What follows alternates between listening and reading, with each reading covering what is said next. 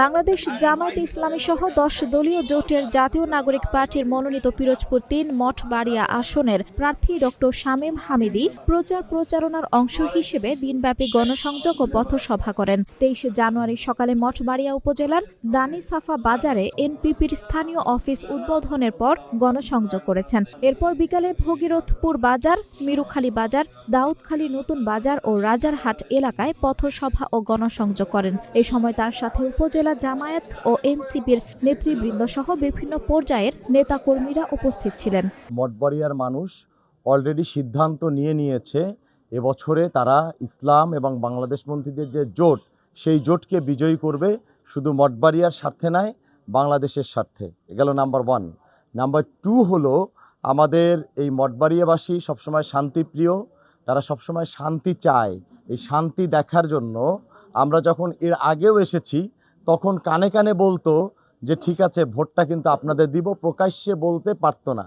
এরপরে আরও একটা সময় আমি ব্যক্তিগতভাবে ডক্টর শামীম হামিদি এই বাজারে বেশ কয়েকবার এসেছি, তখন তারা বলতো যদি আপনাদের জোট থেকে আপনাকে দিত তাহলে আমরা এবার একটা যোগ্য প্রার্থী পেতাম। তো এই আকাঙ্ক্ষাগুলোর বহিঃপ্রকাশ যখন ঘটেছে যখন 10 দলীয় জোট থেকে আমরা শাপলাকলি মার্কা নিয়ে এসেছি এবং আমাদের মঠবাড়িয়া উপজেলা জামাতের সকল ইউনিট আমাদেরকে পূর্ণাঙ্গভাবে সহযোগিতা করছে। আমার সাথে আপনি দেখতেই পাচ্ছেন যে আজকের জামাতের উপজেলা নেতৃবৃন্দ আছে, জামাতের সংগ্রামী সেক্রেটারি জেনারেল আছে, আমাদের এখানে মিরুখালী ইউনিয়নের নেতৃবৃন্দ আছে।